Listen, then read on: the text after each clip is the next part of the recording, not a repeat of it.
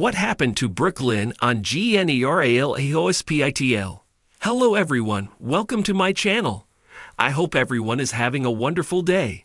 Before starting the video, please go ahead and hit the subscribe button and give this video a like up. Brooklyn Ashton on GNERALHOSPITL has had a few different faces, but the same history. However, for newer viewers who might not remember that history, we're here to fill you in with some highlights. Brooklyn was originally played by Brooke Radding when the character was first introduced back in October 1996. After being written out in 2001, she returned in 2004, played by Adrienne Leon. After leaving in 2006, Leon returned in 2010 for another stint that lasted until 2011. In November of 2019, Amanda Seton, Kimberly, One Life 2 Live, became the third actress to play the role, though in August 2020, she went on maternity leave and the role was temporarily recast with Brianna Lane. By November, the character had left Port Charles again, but Seton was back in the role by March 2021 and continues to play her to this day. Brooklyn is the daughter of Ned Ashton Quartermain and Lois Cerullo. Following her parents' divorce, she was raised by her mother until moving to live with her father as a teenager. She befriended Georgie Jones and Dylan Quartermain, but resisted their suggestions that she pursue her singing professionally, as it was what her mother had always pressured her to do. Things got worse with her mother when Lois got involved with criminal Lorenzo Alcazar, so Brooke gave her a taste of her own medicine by cozying up to Diego Alcazar. However, despite her running away to Mexico with him and trying to help him find out if Sonny Corinthos was responsible for his father's death, Brooke was left out in the cold when Diego turned to Maxie Jones. Worst, she wound up as Maxie's roommate at Port Charles University. When Brooke was drugged at a party and nude photos of her were later circulated, she realized that Diego was the stalker behind it.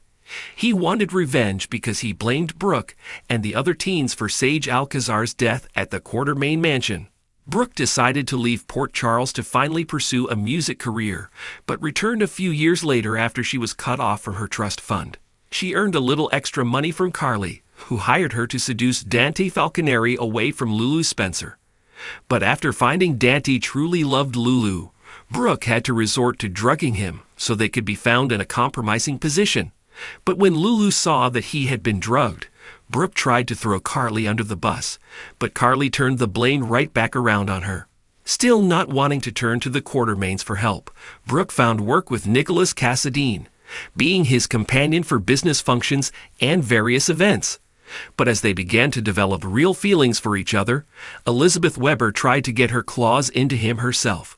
Although Nicholas chose Brooke, he later urged her to pursue the offer. She had to go on tour with a band, and the two parted as friends.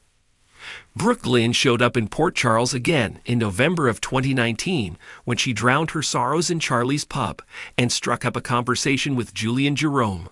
It turned out she was hoping to use some of the Quartermain influence to get rid of her former manager, Link, who was pressuring her into finishing out her contract. Ned refused to bail out his daughter, so she decided to sell her shares of ELQ to Valentin Cassadine in exchange for him getting Link off her back. Ned offered his daughter a job at ELQ, but Brooklyn accidentally exposed a secret deal in a social media post and was fired. She lashed out at Lulu for posting the story about her mistake, and the longtime rivals had a vicious catfight that got Brooke arrested. Later, they tried to make peace, and Brooke asked Lulu if she could borrow her boyfriend, Dustin Phillips, who she'd known back in the day, so they could collaborate on a new song. When it was revealed that Brooklyn had sold her shares to Valentin, Ned was so furious with his daughter that he threw her out of the mansion. She was planning to perform a new theme for Deception at the 2020 Nurses Ball, but when she stumbled upon Nell Benson plotting Wiley's kidnapping, Brooklyn tried to call the cops and Nell attacked her, slitting her throat with a pair of scissors. Thankfully, she survived, but still refused to accept her father's apologies and crashed on Harrison Chase's couch instead of going home to the mansion. Tasked by Lucy Coe with performing a new song to promote Deception, Brooklyn asked Amy Driscoll to provide the voice as she was still unable to sing after her throat injury. Unfortunately, during a live performance for a potential investor, Brooklyn and Amy's deception was exposed, and she got fired. After learning that Ned had cheated on Olivia with Alexis, Brooklyn was disgusted, and every attempt to get the father and daughter to reconcile failed. One night, Brooklyn sought comfort in Valentine's bed, and when she decided she needed to go back to Bensonhurst to get some perspective on things, she had a pregnancy test in her bag. When Brooklyn returned to Port Charles in March 2021, she was sporting a massive baby bump and wasted no time informing Valentine that he was going to be a daddy. She also used the unborn child as leverage to pressure Valentine into giving the shares of ELQ he'd snatched up back to the Quartermaines. The only problem was, Brooklyn wasn't actually pregnant. Realizing she was going to have to produce a baby so Valentine would keep his side of the bargain, she partnered with Maxie, who actually was expecting a child. Maxie was willing to go along with the crazy baby switch plan so she could protect her daughter from her dangerous father, Peter August. But Valentine moved himself, daughter Charlotte, and bodyguard Yuri into the Quartermaine mansion to keep a close eye on Brooklyn. So it was tough to pull off this crazy scheme. When Valentine got suspicious, Brooklyn finally came clean and told him he wasn't really Bailey's father. However, before she could tell him the real truth, Chase stepped in and claimed to be the girl's baby daddy. But having the cop in on the scheme complicated things more when Brooklyn began falling for him. Even after returning Louise to Maxie, Brooklyn remained connected to Chase. Brooklyn was annoyed when Link resurfaced, and furious to learn that he owned all the music she'd written under his contract.